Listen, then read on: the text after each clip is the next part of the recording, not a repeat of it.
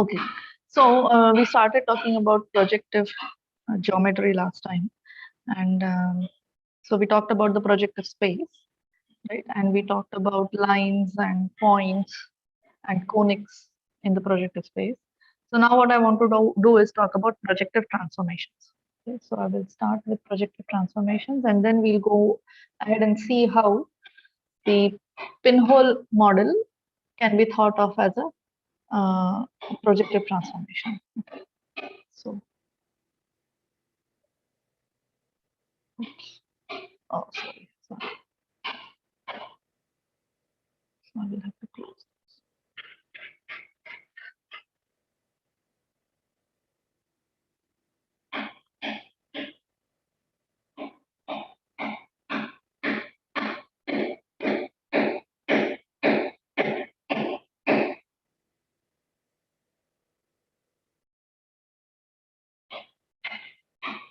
Yeah, this is all because Windows has this. I stopped supporting Windows Journal. But this is my favorite software. Okay. And so here. All right. So projective transformations.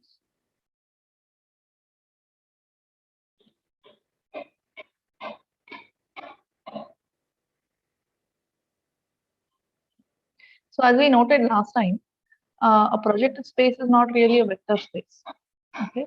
But what we will mean by a projective transformation is simply a map from one projective space to the other. Okay. And that map has to be invertible. Okay. And because we have coordinates, we will be able to write that map as a matrix. So that is all the expectation we have from a projective transformation. So here is our definition. A projective transformation. Sometimes it's also called a homography. Okay.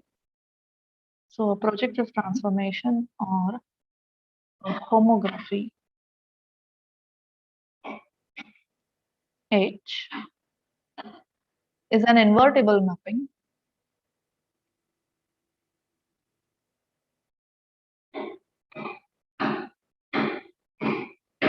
from, so right now I'm restricting myself to P2, okay, because we will be working with the image plane most of the times.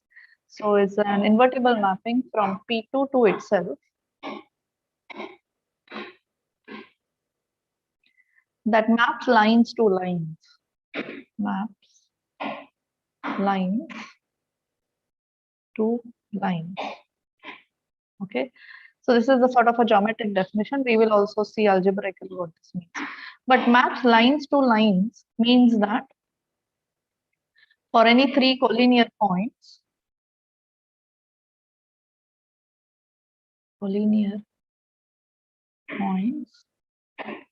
x1, x2, x3, the images should also be collinear. The images. So this is how we will check h x1, h x2, h x3 are also collinear. Okay. So the equivalent algebraic condition is given by the following theorem.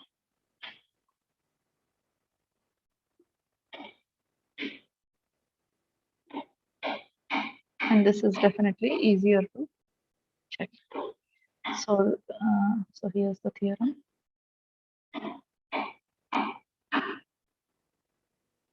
So a mapping H from P2 to P2 is a projective transformation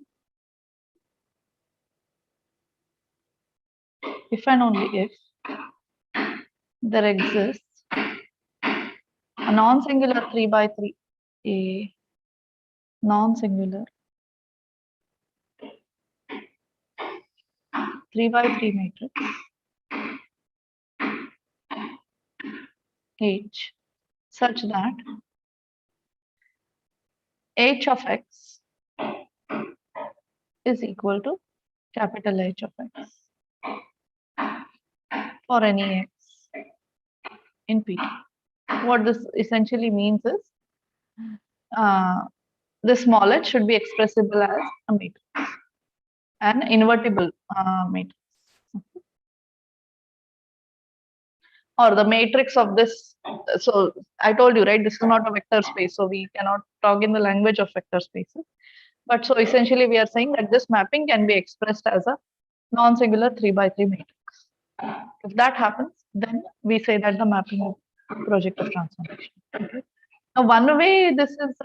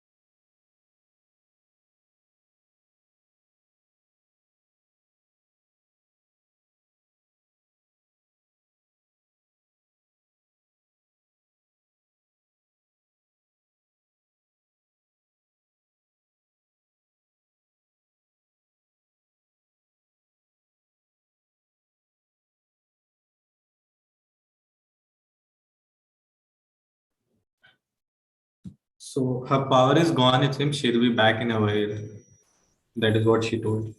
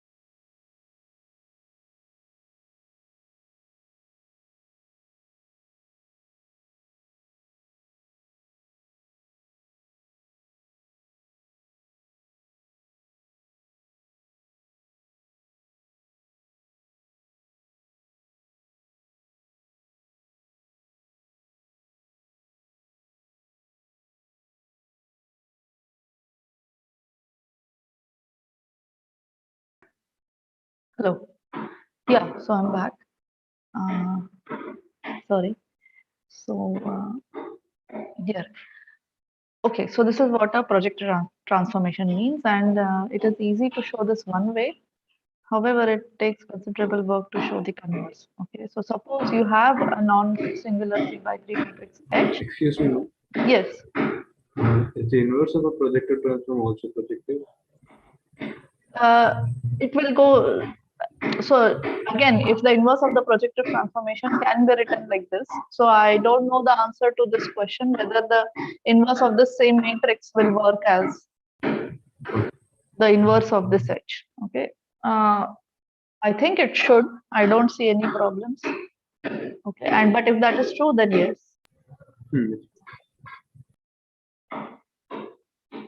Okay. So suppose H is a non-singular 3x3 matrix. Yeah, actually, the answer to that question will be yes, because this is essentially saying that H is the homography, right? The 3x3 matrix is providing the homography. So the inverse homography will be provided by the inverse of this matrix. So yeah, the answer to that question should be yes. Yes, sir. Okay, so suppose H is a non-singular 3x3 matrix. So we'll prove that this condition will mean that H is a homography, which means collinear points are sent to collinear points. So let x1, x2, x3 lie on a line line L. Okay, so we showed last time that saying that a point like this lies on a line in projective space is means that L transpose Xi is 0 for every I, right? So what I'm going to do now is insert H inverse Hxi, insert H inverse H. Okay, so therefore this is equal to 0. So now what I can do is I can look at this. So Hxi are the images of these points, right? And I want to say that these are collinear. Okay. Now, if L is a line, then what do I know about L transpose about this thing? What is L transpose H inverse? So if L is a line means L is ABC is the vector ABC, right? So L transposes ABC like this row vector. So L transpose H inverse will mean this vector applied to an invertible 3 by 3 matrix. So suppose this turns out to be some A prime, B prime, C prime. So that's also a line, right? So I'm still applying. So this line, okay, so line corresponding to whatever this is, applied to this point is 0, which means that these 3 points, so this is for every I. So it means that the images of these 3 points under H have to lie on the same line. Okay, so therefore, the points Hxi lie on the line L transpose H inverse. If you want to write it as a column vector, you can take its transpose. Okay. So these are collinear and therefore H is a projective transformation.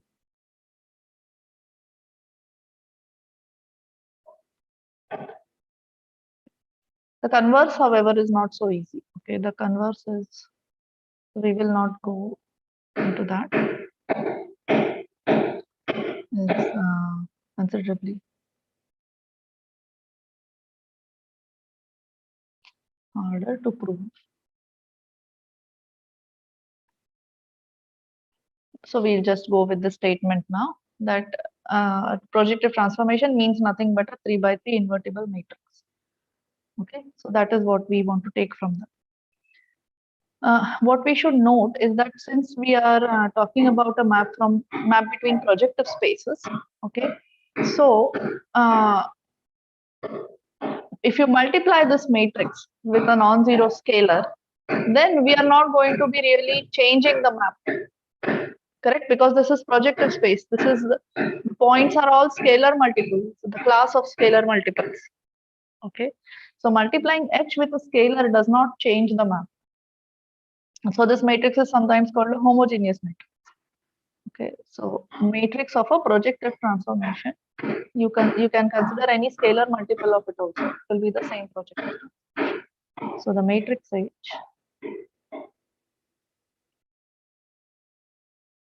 may be changed by multiplication with an arbitrary non-zero scalar.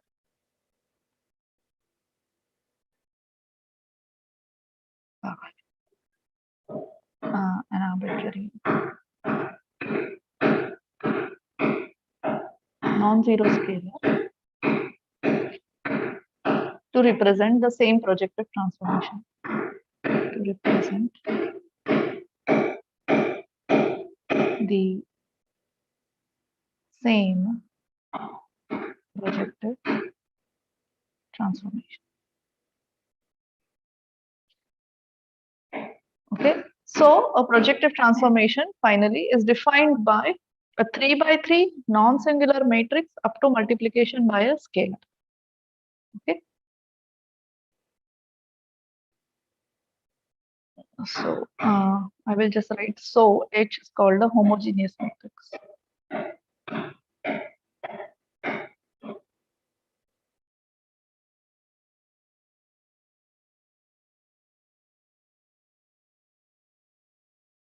Well, how, so this is a 3 by 3 matrix. How many degrees of freedom does it have?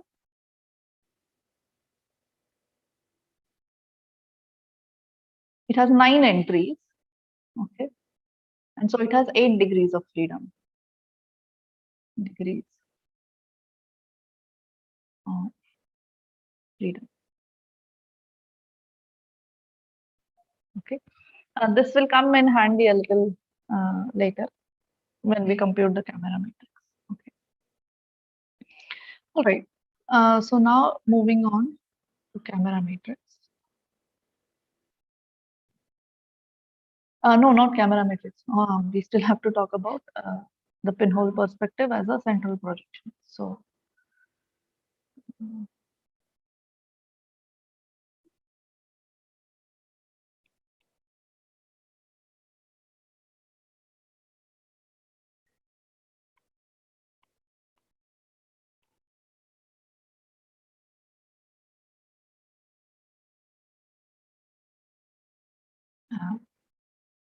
a central projection. Central projection means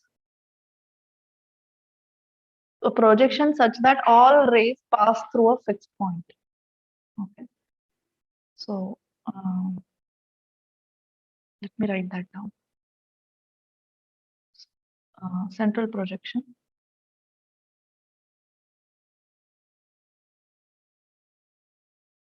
means projection along rays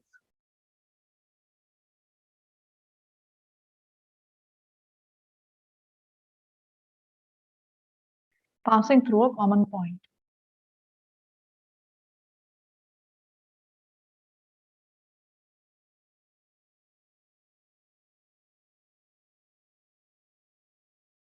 Okay, so something like this. You could have. Oh, let me draw it like this first. So you have a common point, and you have rays passing through this common point, right? And now you could put a screen anywhere in between.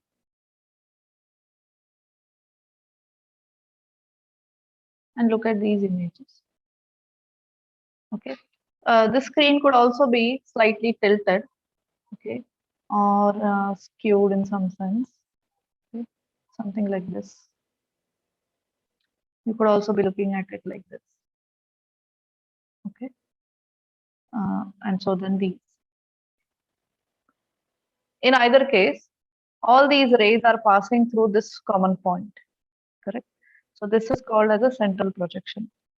And now you can see why this is a good mathematical model for the pinhole perspective, because in a pinhole perspective, this is exactly what is happening. You have a pinhole being the common point, and you are looking at all the light rays passing through that pinhole, correct?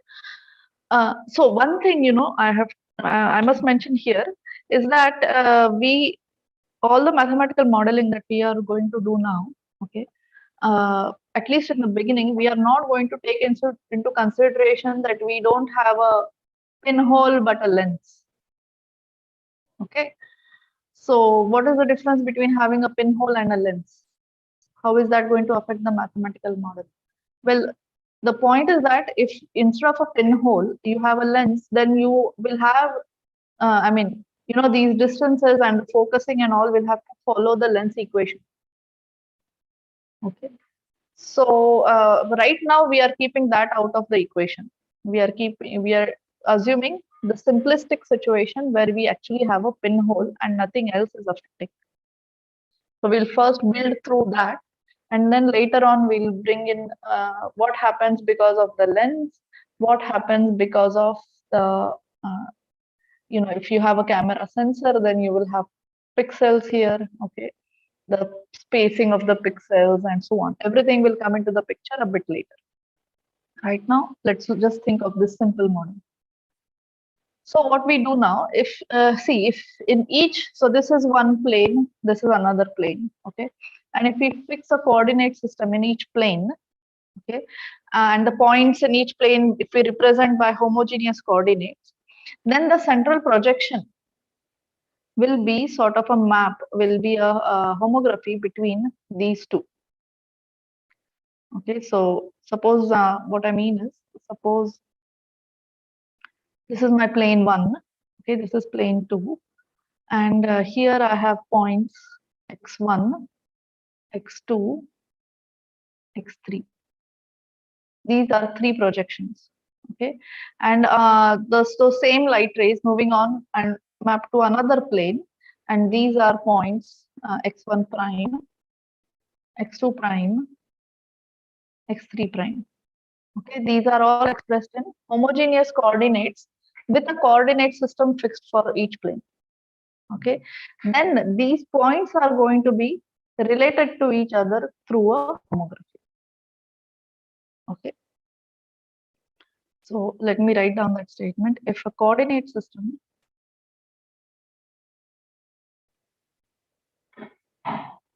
is defined in each plane,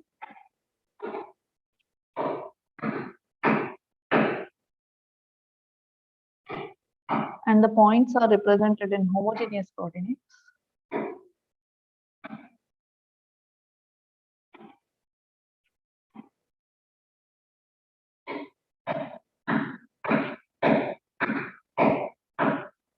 then the central projection between the planes is a homography. Then so now this is a projective transformation because it is between two P2s. Okay. So one of the questions is how to determine this. Okay, but modulo that this is going to be a projective transformation, and because the rays are all passing through a common point, this is called a central projection. So the central projection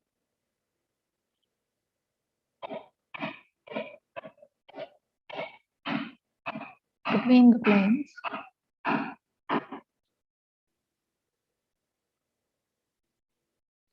may be expressed as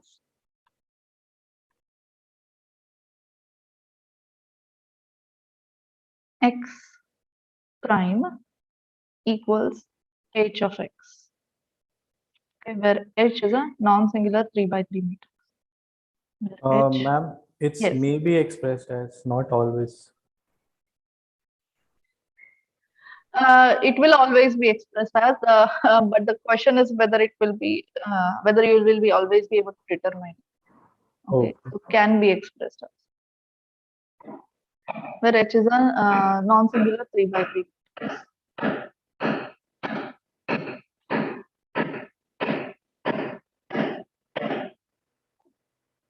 Okay.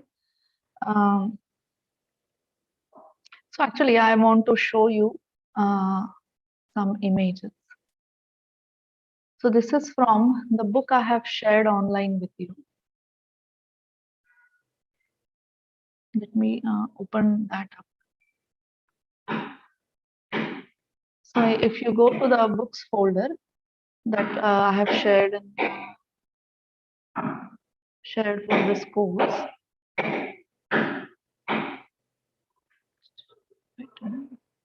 there's a book called Multiple View Geometry. Okay, so yeah, here.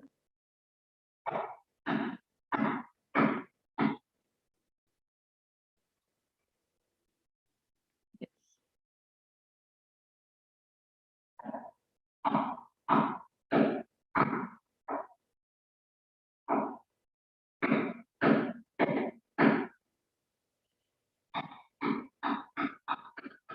Yes, here. So just a moment, I'll share this with you.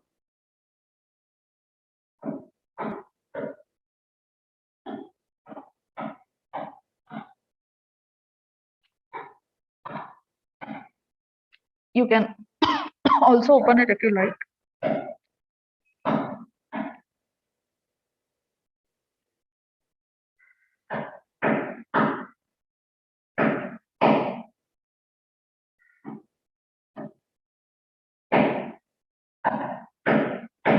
Okay, I will just share it from the drawer. Okay. So the scrolling is not very easy here, but all right.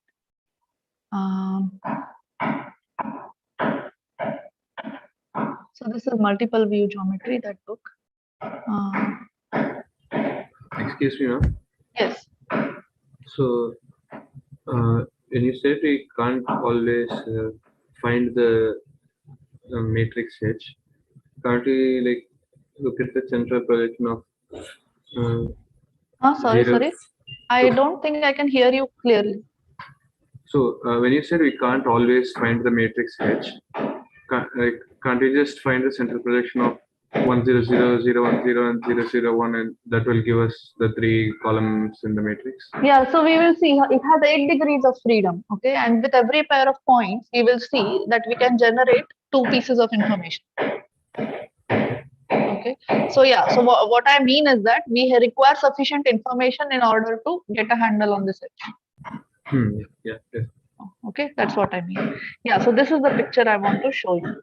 Okay, so these are central projections. Okay, so here this is the first part.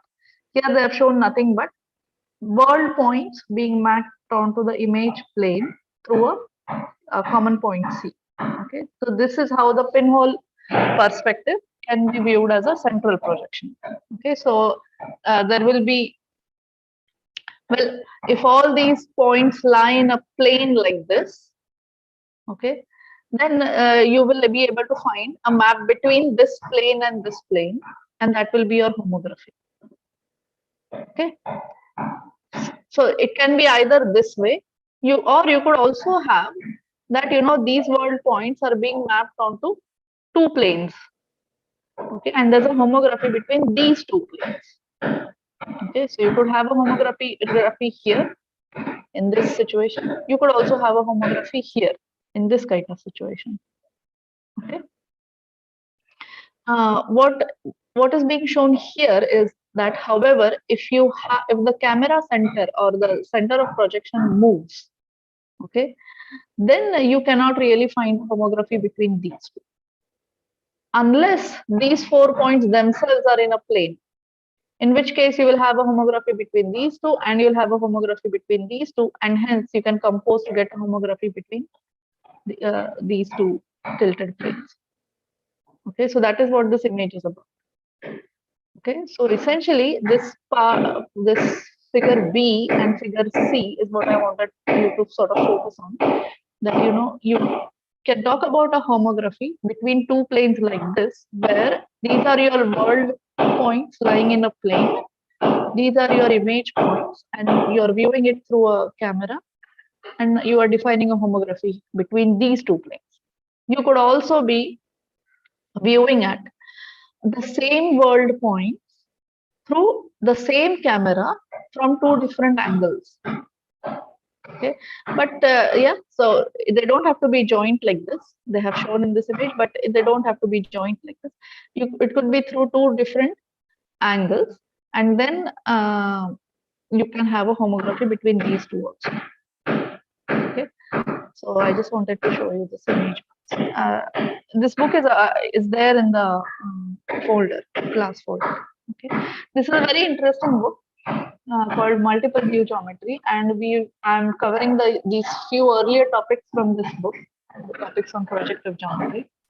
But of course, this book goes into much more depth than we require in this book. Okay. However, it's very interesting read, and if we have time towards the end, we will try to cover a few more topics from this book. Okay, so now coming back to what we were doing earlier.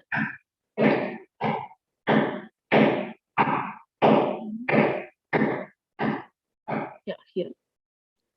Okay, so now the question is how to determine this edge. Okay, so let's talk quickly about that, and you will have a exercise in your next assignment where you can use this. Okay, so here is an illustration.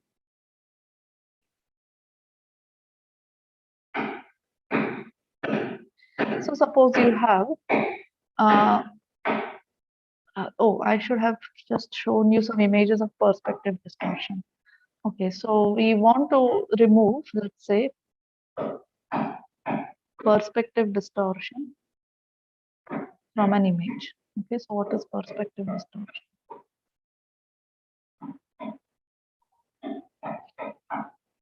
from the image of a plane.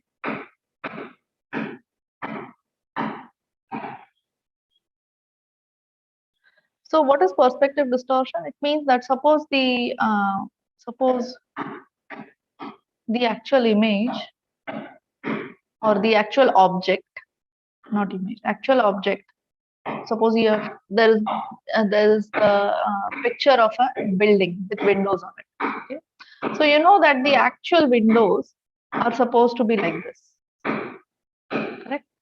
Suppose you know this. However, when an image is taken, okay, depending on the angle of the image, you could have perspective distortion, which means in the image you could be seeing these windows like this.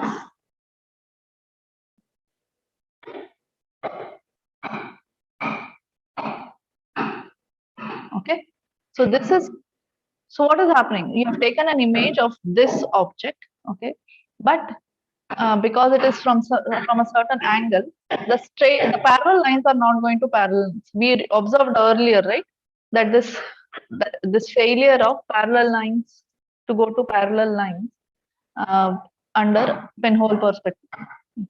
So now we see that these two are being imaged as these. So this is perspective distortion. Okay, this, as I noted earlier, is different from the other distortions or aberrations, lens aberrations that we saw. This is simply the fact that parallel lines don't go to parallel lines under the pinhole perspective. Okay. So can we sort of remove this distortion and do some processing so that this image you get the front view of this. Okay, so which is equivalent to asking, is there a homography between these two projective planes, pi and pi prime, let's say? Is there a homography that maps this to this? Okay, now if you want to find such a homography, you require the knowledge of some points, correct? So you require coordinates. So what I'm going to say is, let xy and x prime y prime be the inhomogeneous coordinates, which means real coordinates, inhomogeneous coordinates of matching points. So matching point pairs. Okay, matching points. Matching means this point matches this point. Okay, this point is matching this point. Okay, so you have matching pairs of points. Coordinates of matching points in the planes pi and pi prime respectively. So here I am denoting by xy, here I am denoting by x prime y prime.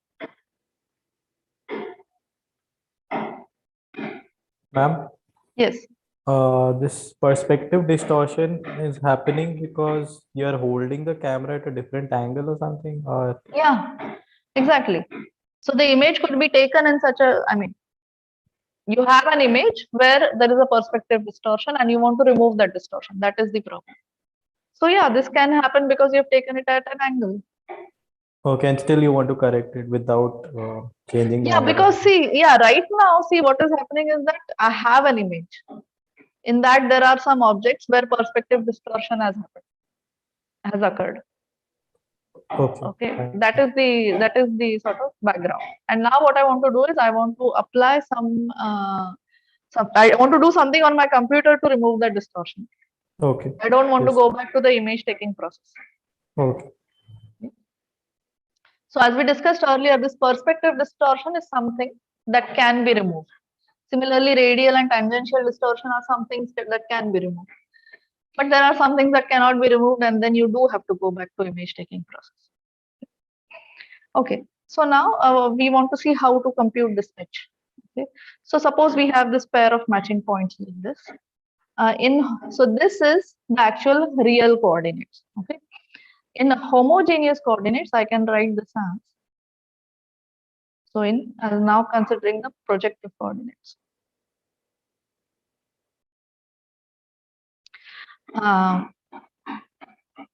what I want to do is I want to get x prime equal to hx, right? So this is like my x prime, y prime. So this kind of cross x means the entire vector, okay, and this kind of curved x, or this x means the point, okay. So where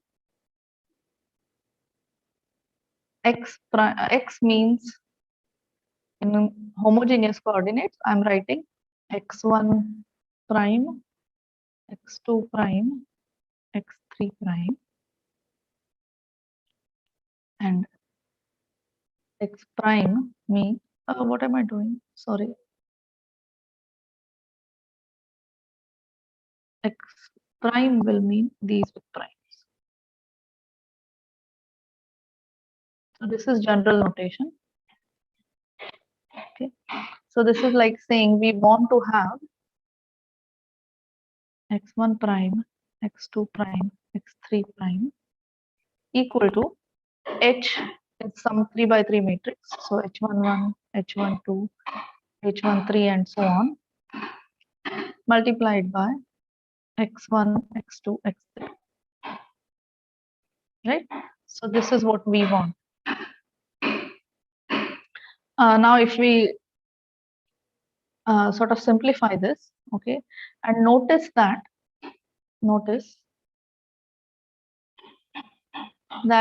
in homogeneous coordinates we have xy, the point xy, okay, and in homogeneous coordinates this corresponds to the point x, y, 1, okay, correct. So on the other hand, if I'm starting with x1, x2, x3, so instead of this, if I'm writing x1, x2, x3, then this corresponds to the point x1 by x3, x2 by x3 in the inhomogeneous coordinates. Remember? So this is the correspondence that we have to remember. Okay. So this is a point that is given in the plane pi. This is the point that we want to obtain in the plane pi prime. Not want to obtain, sorry. This is the corresponding point in the plane pi prime. Okay. We want to obtain these HIs. Okay. So let's just write down the equations here. So x1 prime, if I just simplify this, x1 prime will be equal to h11 x1 plus h12 x2 plus h13 x3, right? And x3 prime will be equal to sorry, that's just the first coordinate. Okay, so yeah, let me write it. x1 prime over x3 prime will be h11 x1 plus h12 x2 plus h13 x3, correct? And this will be the third row multiplied by this. So this is divided by h3 prime, which means h31 x1 plus h32 x2 plus h33 x3. Okay, and this is actually going to be your x from, if this is the point x comma y. Okay, so this x is nothing but x1 prime by sorry, x prime.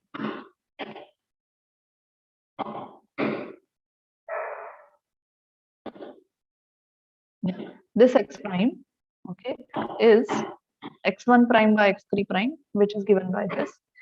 And similarly, you can write y prime, which is x2 prime by x3 prime, which is h21 x1 plus h22 x2 divided by that whole bunch.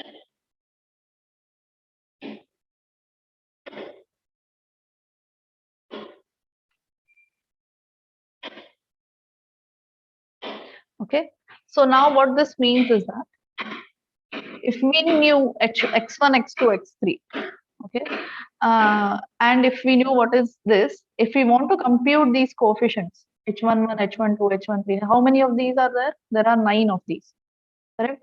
But we have noted that even though there are 9 of these, if you knew 8, you can find the ninth one, correct? And from these equations also you can see that if you know 8 of these, you can compute the ninth one, because you know the xi's and the xi primes.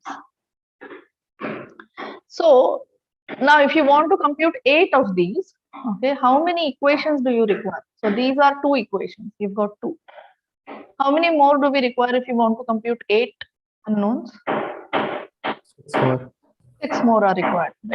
So 1 point correspondence, if you know xy and you know x prime y prime for 1 pair of matching points, you are getting 2 equations. Okay, so, but if we want to have 6 more, we require how many more point correspondences? 3 points. 3 more points we require, right? So to determine this h, we need to know at least 4 point correspondences, right? So once we have 4 point correspondences, we will be able to compute this, right? So 4 pairs of points, matching points. There's 4 pairs of matching points. But how should those matching points be? They better give you actually different equations, right? If all 4 points are on one line, then these equations are going to be dependent, right? And then you haven't really got 8 separate conditions. Okay, so we want these 4 pairs of matching points in what is called as general position, which means no 3 are collinear. In general position, that is, no 3 are collinear. So if we have such 4 pairs of points, then we can have 8 equations which are sufficient to solve for h up to a scalar multiple. Give 8 equations which are sufficient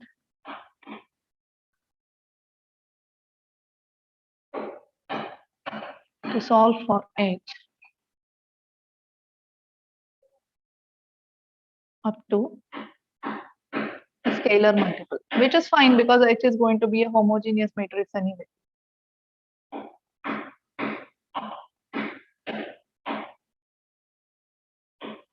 Now, what is the point to note here is that when we do this kind of removal of perspective distortion, the point pairs or the points that we choose should be on the same plane, okay, actual plane in the world space. Okay, so if it happens that you have 2 or 3 or more planes in the image, how do I say, or if more planes in the world are being imaged in this, okay, so there is maybe this is one building and then there is another one whose facade is like this. Okay, so this is lying in a different plane than this in the world space, correct? But perspective distortion will only focus on one plane at a time. Okay, so this homography, if you apply for objects lying in this plane in the world, okay, then the perspective distortion on only this plane can be removed. And this is obvious, right? I mean, how can the same homography work on all the planes in the image? It cannot, because this is happening in a different direction. This is happening in a different direction, right? So the different planes in the image have to be dealt with separately. Okay, so at a time you can focus on one plane. And the homography that will remove perspective distortion from this plane will not remove them from all other planes. So other planes will, if you just blindly apply this H to the whole image, and there are more planes, I mean, you will get some effect here. Okay, something will happen, but the perspective distortion will be removed only from these or objects lying in the plane for which this H is designed. Okay. So that is a remark. Ma'am, so ultimately it boils down to that for every angular plane that we have and the real world image that we have to take image of the real world as well as the angular plane that we are considering, the image plane, and pick 4 points from the image plane for every orientation. Yeah, so it depends. You want to remove perspective from which object? Okay. So if you Oh, want to okay. remove perspective from this object, distortion from this object, you focus on this. If you wanted to remove distortion from this object, you focus on this. You Okay. cannot remove distortion from all planes at once. That's what I'm saying. Oh, You okay, have- okay. It cannot be done for all planes at once. That's the point. Okay, so still it is yeah, quite process intensive. Yeah. And ma'am, why 3 points will not suffice? Because you require, because H has 8 degrees of freedom. H has 9 components, right? You have, Okay, thank you. so to know 9 quantities, you require at least 8 equations. Yeah. So I will write down this. It's taking time to write. So I will write down this later. That the remark that each plane should be dealt with separately. Okay. So what when you do this example in your homework, I think things will become clearer. Okay. Yeah, so the point of removing perspective distortion is to display objects in their actual geometric shape. Okay, so that is the point. Perspective distortion does this. It sort of distorts the geometric shape of an object. Circles are appearing as ellipses, or rectangles appearing as rhombuses or trapezoids here. So this kind of thing, that is the geometric shape of the object is distorted. So this removal of perspective distortion using homography sort of hopes to reinstate the geometric shape of the object. So these two remarks I will just write down later. Now, how to solve for it? Okay. How to?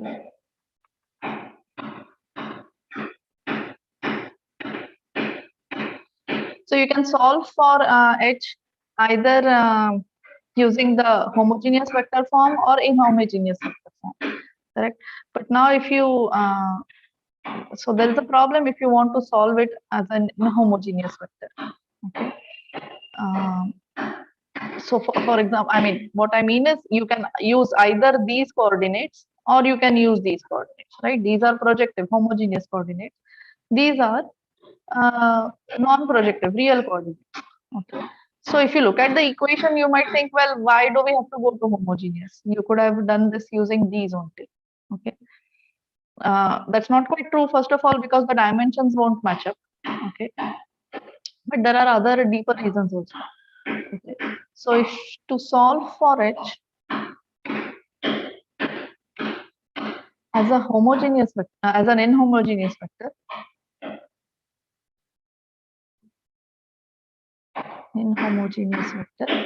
first what you would have to do is you would have to take some Hj equal to 1.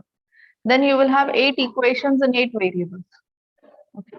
And then you can think, okay, 8 equations in 8 variables you can solve using Gaussian elimination or some least square method if you have an overdetermined set of equations. Okay. But what happens is that you assumed some Hj is 1 and did this. However, if the true solution requires Hj to be 0, then you cannot, this method is not going to work. Okay. So one does not go for the inhomogeneous solution method. One goes for solving for H as a homogeneous vector. Okay. Again, I will write down this note a bit, this whole thing later. So for solving for H as a homogeneous vector, it's a matrix, but yeah, you can think of it as a vector, like all rows lined up together. That's a vector. So for this, we use what is called the direct linear transform, or DLT. DLT is used for many other algorithms also. but here I mean direct linear transform algorithm. So I will give you just the outline of this, okay? So we know 4-point correspondences. 4-point correspondences are known. So you have xi and xi primes, where I goes from 1 to 4. And we are assuming that xi prime is hxi. Okay, so this implies that xi prime cross product with hxi. Oh, oops, not hxi is 0, right? These are equal vectors. As homogeneous vectors, these are equal vectors. So the cross product is 0. So now if I write h, so I want to think of it as a vector. Okay, I'm going to lose the double suffix notation and just call it like this: h4, h5, h6, h7, h8, h9. Okay, and now for convenience, what we are going to do is the first row I'm going to call as h upper 1. The second row is h upper 2. The third row is h upper 3.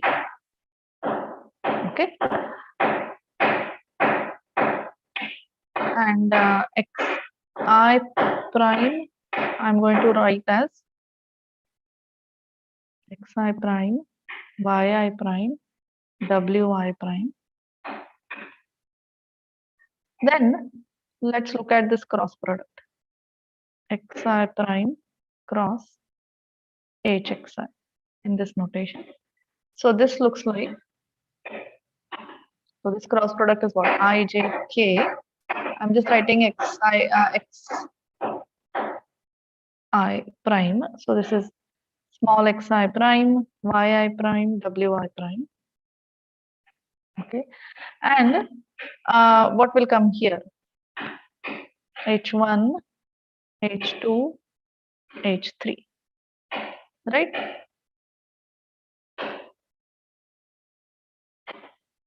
So, I mean, if you simplify this,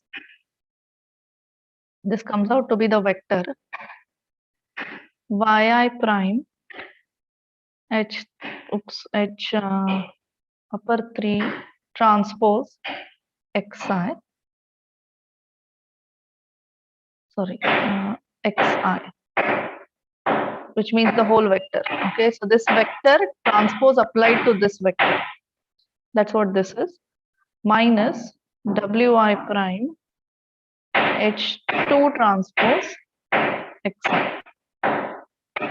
and here we will have wi prime h1 transpose xi minus xi prime h3 transpose xi. Okay, and in the last component we will have xi prime h2 transpose xi minus yi prime h1 transpose xi. Okay, so well, you can try this out. Okay, and check that this equation is true. Okay, so but now the point is that this is going to be 0. Okay, so which means this is 0. Okay. So therefore, this hxi should be h1 xi plus h2 in the cross product. This should be h1 xi and h2 yi and h3 zi or wi. The second row in the cross product. yeah. So that's what we are doing actually. Okay, and so that is how this is coming up. No, in the like the above one, the first one. H of Here. xi is h1. Shouldn't it be h1 xi? Yeah. Oh, here, yeah. I forgot to write that. right? Yeah, so this should be xi, xi, xi. Yes. Yeah. xi, yi, wi, I think. X, no, this. X, yes, Uh, h of xi is this vector. H so, multiplied with xi. Xi is xi, yi, wi, right? so actually, I'm thinking of this applied to.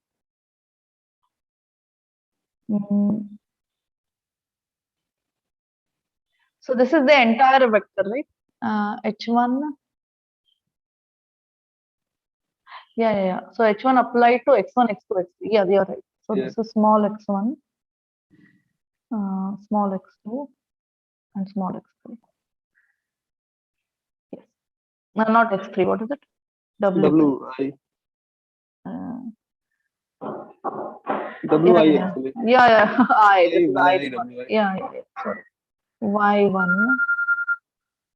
and W1. Yes.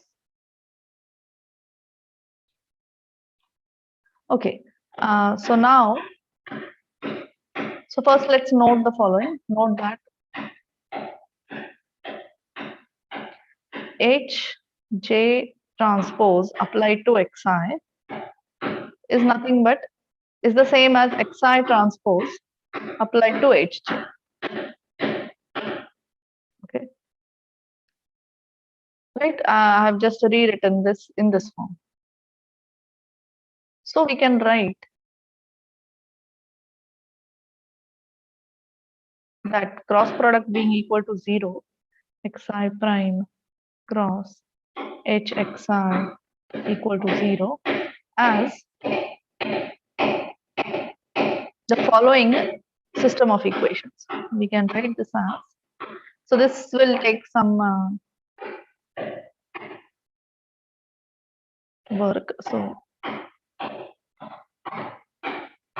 but this follows from this.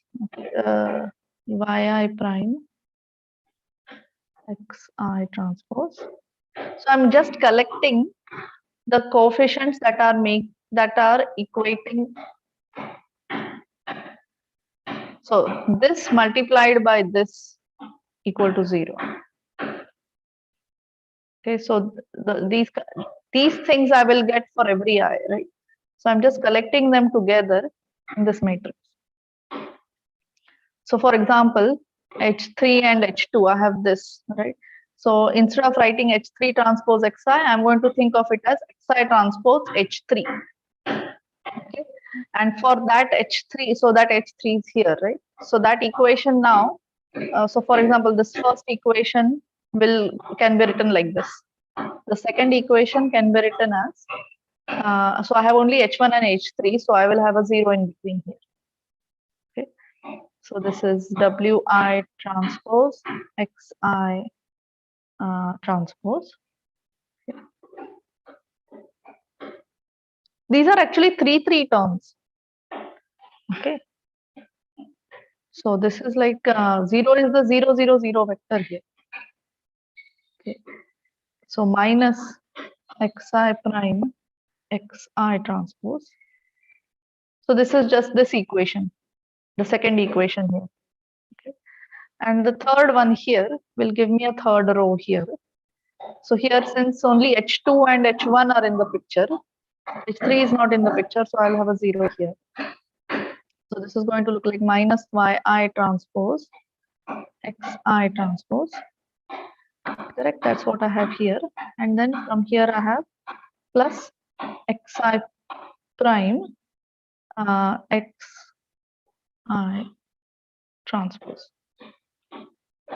Okay, so these three and the fact that the cross product is equal to 0, this I can put together and express it as this times the vector h1, h2, h3 being 0, where the vector h1, h2, h3 actually means this h1 has 3 components, h2 has 3 components, and h3 has 3 components.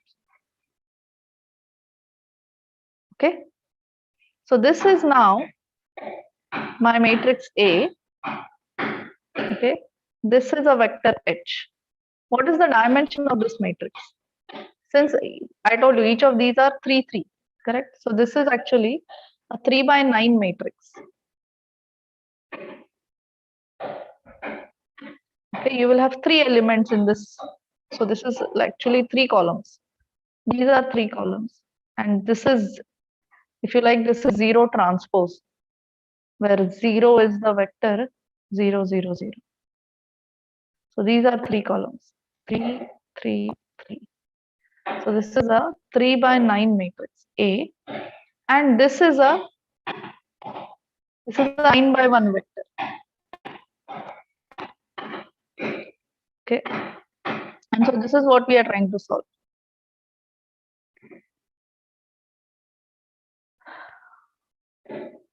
Okay, now among these, so if you look at, if you fixate on one set of correspondences, then only 2 equations of these are linearly independent. Okay, and so we just take those 2. So only 2 equations of these from each pair, okay, are linearly independent. So what, we'll just collect those. So we set these equations to be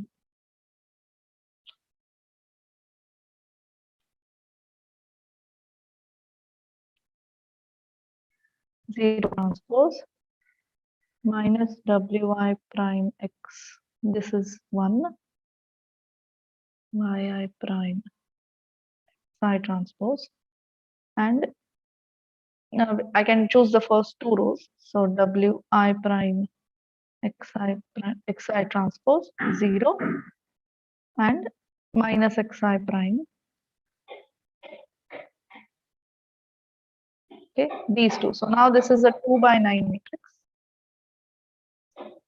H1, H2, H3 equals 0. So now I have this matrix AI for every I. So for every matching pair of points, I have this matrix, this 2 by 9 matrix. Now if I take 4 pairs of points, I will have 4 such matrices. So now I just want to consider all of them together. So what we do is we simply stack them one on top of the other. Okay. So if you stack all these matrices, stacking all AIs, we get a matrix A, which is 8 cross 9. Correct? You will have 8 rows, 2 coming from each pair. So you have a 8 cross 9 matrix A, and you want to solve the system of equations now. Okay. So I have a doubt. So this can little up, down, with the very last matrix, sure. Very last. Yes. So this this H1 H2 H3 matrix. This is 3 by 3, right? So how is this multiplication defined? I think it should be. So the multiplicand, this H1 H2 H3. Yeah. This is 3 by 3 matrix, right? No, this is not. So I should write transpose. Transpose as well. Yes, right. Yeah, yeah. So this H1 means this column H1, H2, H3. Mm-hmm. Yeah, yeah. So H1 that's why I've transpose, written. H2 transpose. Yeah, yeah, yeah. So I should like write transpose. Okay, because then that is why I'm saying 9 cross 1. So you have 3, 3. Yeah. Yeah. So you get this 8 cross 9 matrix. Now there are various things that you have to consider. Okay. So now if the rank of this matrix is 8 and this is a 8 cross 9 matrix, then it's going to have a null space which is one dimensional. And so it will have a non-trivial solution. And so let me write that down.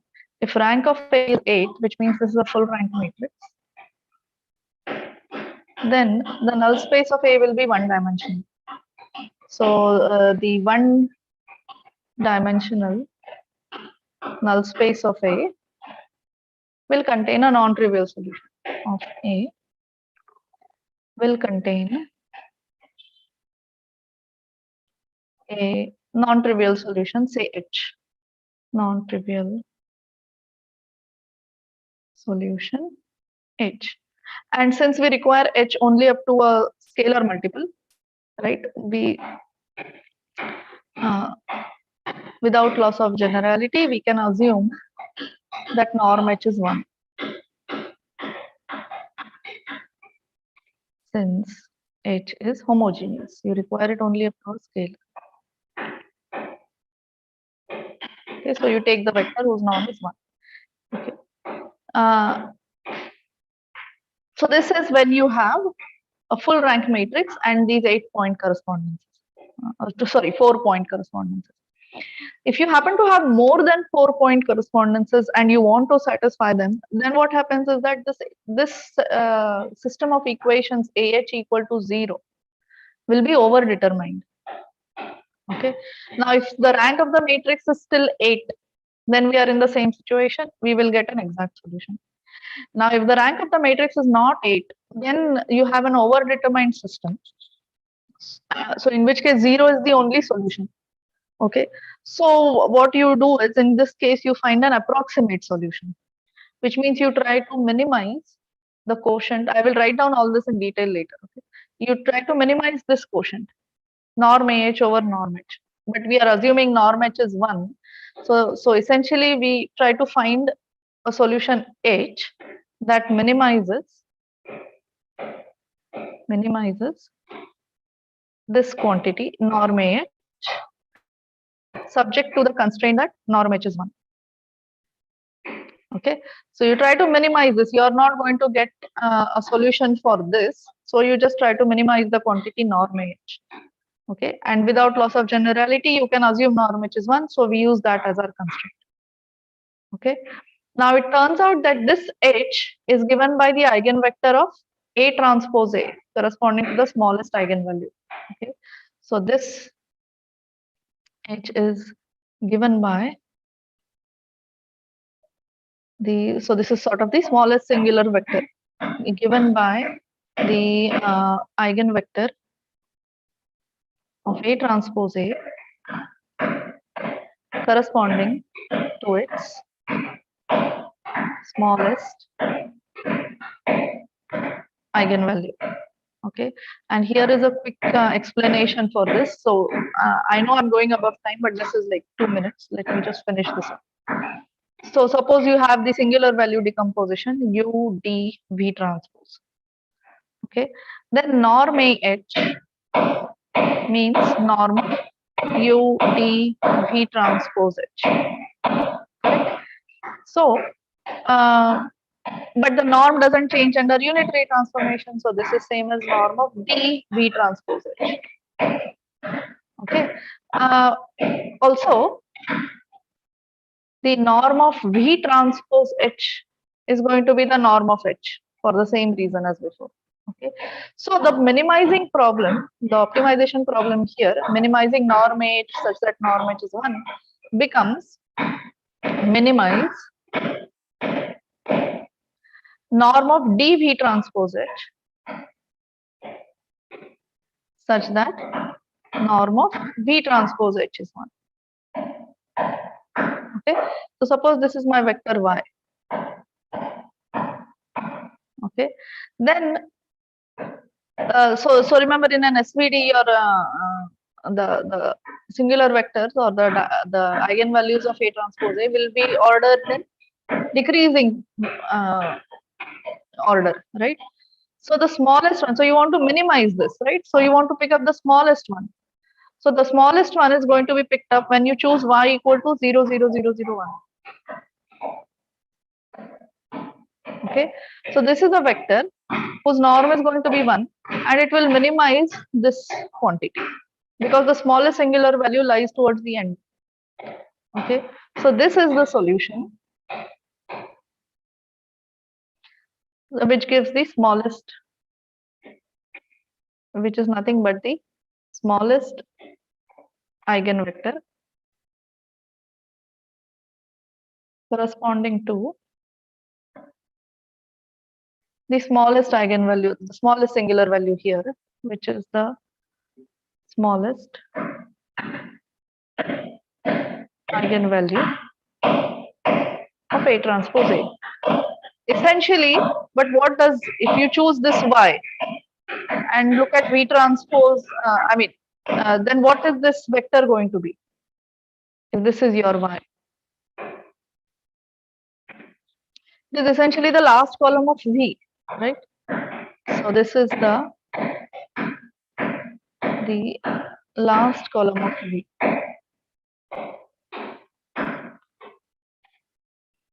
So your required H is nothing but the last column of V. Right? V transpose H is Y. So H is going to be the last column of V for this choice of Y. And that will be the problem, the solution to your minimization problem. Okay. So this is, so based on this idea, there is the, the DLT algorithm is this idea basically. Okay, so if you have 4-point correspondences from each, you compute this matrix AI from each point correspondence. You assemble them into a 8x9 matrix. If you have n point correspondences, you will get a 2n×9 matrix. Okay. Well, then depending on how that A is, in any case, you can obtain the SVD of A, and then you solve it to find the smallest singular value of A, and hence the smallest vector H. Okay, so I will write down this algorithm, but it's essentially the same idea. Okay, so based on this removal of perspective distortion, there will be an exercise in your homework where I will give you 2 images, or actually I can give you just this, right? I will give you this, and I will ask you to, the idea is that once you have this, okay, you can find the coordinates of these. You can find pixel coordinates if you like, okay, and then you want to map them. So you want to straighten out something, okay. So the image will contain an object that you know is supposed to be a rectangle or something. You want to straighten it out. So then you will have to choose 4 points here based on, you will see in the example, I will give you some more information. You will have those point correspondence, and then you have to do this whole process. Okay, so that will be an exercise in the homework. All right, so any questions for now?